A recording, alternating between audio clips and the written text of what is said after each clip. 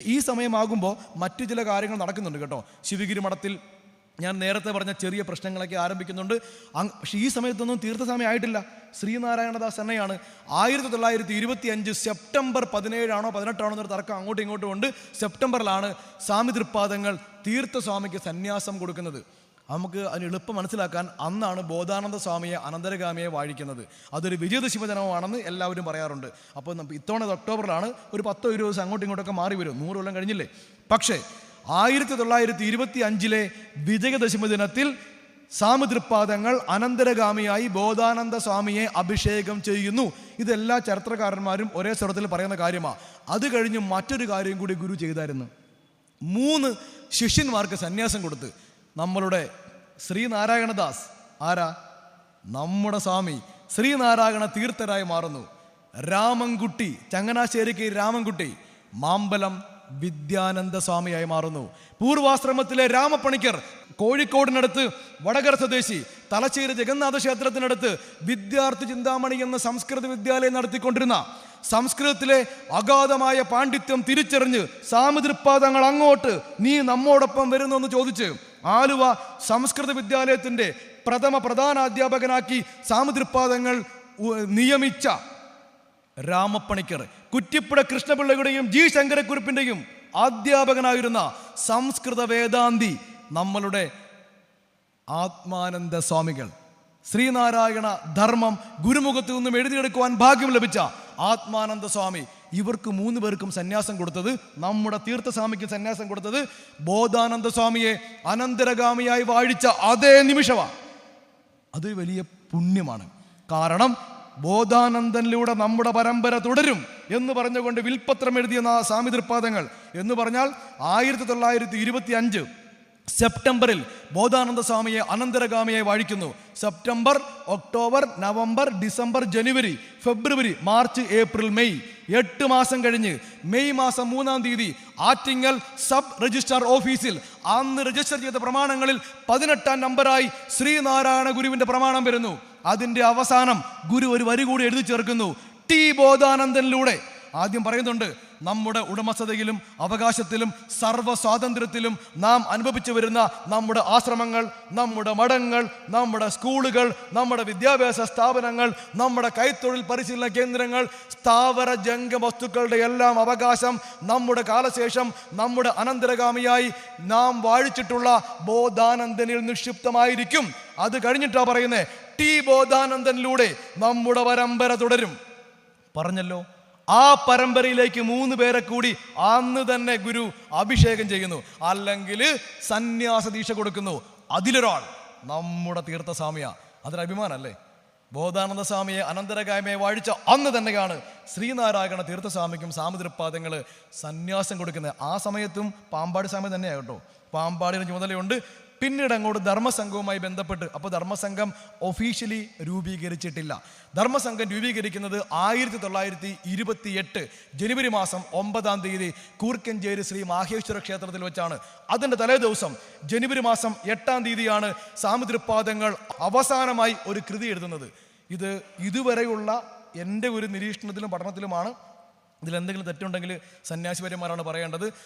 സ്വാമി തൃപ്പാദങ്ങളുടെ തിരുമുഖത്തു നിന്നും പുറത്തേക്ക് വന്നിട്ടുള്ള ബഹിർഗമിച്ചിട്ടുള്ള കൃതികളിൽ അവസാനത്തേതെന്ന് നമുക്കൊരു കണക്കിൽ കിട്ടുന്നത് ആശ്രമമാണ്. ആശ്രമം അത് എഴുതുന്നത് 1928 ജനുവരി മാസം 8-ാം തീയതി രാത്രിയിൽ കൂർക്കഞ്ചേരി മാഹേശ്വര ക്ഷേത്ര സന്നിധിയിലാണ്. കാരണം ഇതിന് ഈ ഒരു സന്യാസ സംഘത്തിന് നിയമാവലി ഉണ്ടാക്കുവാൻ ഇത്രയും പാടാണോ എന്ന് ചോദിച്ചുകൊണ്ട് നാം ഇപ്പോൾ ഉണ്ടാക്കാമല്ലോ എന്ന് പറഞ്ഞുകൊണ്ട് ഗുരു എഴുതിയ കൃതിയാണ് ആശ്രമം.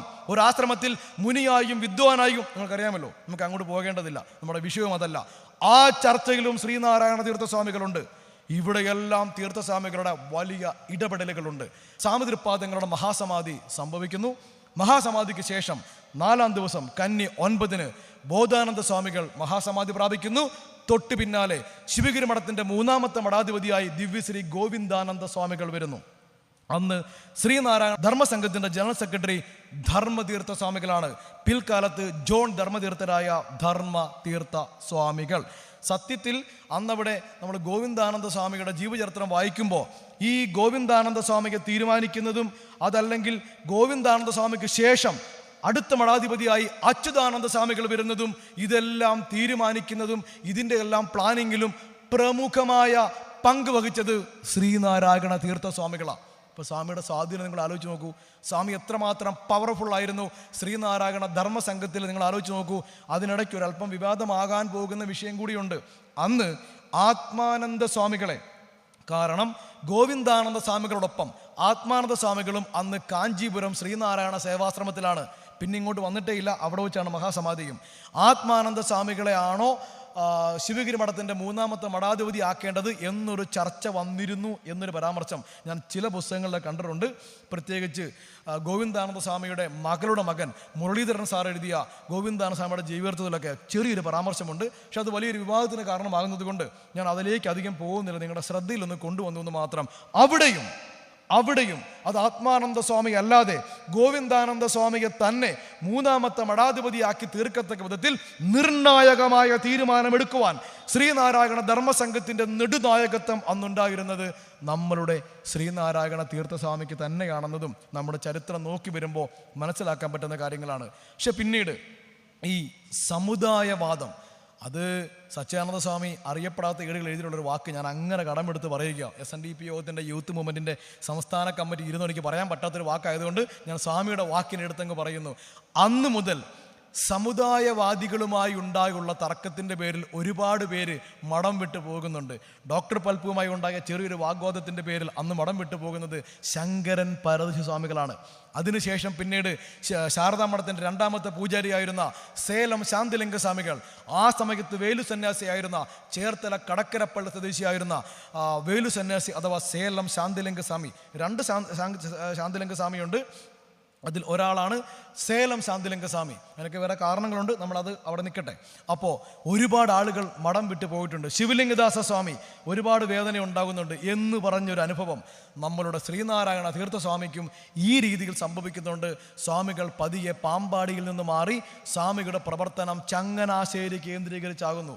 എൻ്റെ ഒരു വിശ്വാസത്തിലും ഞാൻ പലരോടും സംസാരിച്ചപ്പോഴും നേരിട്ട് കുറിച്ചിയിലേക്ക് വന്നാണ് ഞാനും പക്ഷെ അങ്ങനെ അല്ലെന്നാണ് എൻ്റെ ഒരു പഠനത്തിലേക്ക് മനസ്സിലാക്കുന്നത്.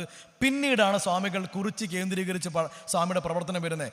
ചങ്ങനാശ്ശേരി ആനന്ദാശ്രമം, മഹാഗുരുവിൻ്റെ ശിഷ്യപ്രമുഖനായിരുന്ന സത്യവ്രത സ്വാമികൾ പൂർവാശ്രമത്തിൽ, നിങ്ങൾ ആലോചിക്കൂ, പൂർവാശ്രമത്തിൽ അയ്യപ്പൻ പിള്ള എന്ന് പേരുണ്ടായിരുന്ന ചങ്ങനാശ്ശേരിയിൽ നിന്നും ആലപ്പുഴയ്ക്ക് പോകുന്ന വഴി വേഴപ്പുറയ്ക്കടുത്ത് പോളപ്പറമ്പ് എന്നൊരു നായർ തറവാട്ടിൽ ശങ്കരൻ നായരുടെയും പാർവതി അമ്മയുടെയും മകനായി ജനിച്ച, സവർണ സമുദായത്തിൽ ജനിച്ച മഹാഗുരുവിൻ്റെ ശിഷ്യസഞ്ചയത്തിൽ വിലയം പ്രാപിച്ചിട്ട് ജാതിയുടെ കോട്ടകളെ ഞാൻ ഇടുക്കി പൊളിക്കുമെന്ന് പറഞ്ഞ, ജാതിയെ ഞാൻ തച്ചു തകർക്കുമെന്ന് പറഞ്ഞ, അശേഷം ജാതിയില്ലാതിരുന്ന സത്യവ്രത സ്വാമികൾ 1926 സത്യവ്രത സ്വാമികൾ സമാധിയായപ്പോൾ ഗുരു പറയുന്നുണ്ട്, നമുക്ക് നല്ല ക്ഷീണം തോന്നുന്നു.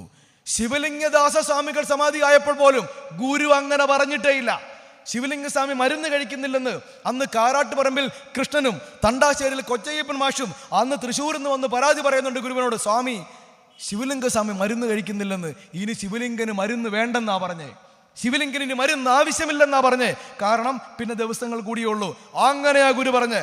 ആ ഗുരു നമുക്ക് നല്ല ക്ഷീണം തോന്നുന്നു എന്ന് പറഞ്ഞത് ഒരേ ഒരു ശിഷ്യനെ സമാധിക്കാം, അത് സത്യവ്രത സ്വാമിക്കാം.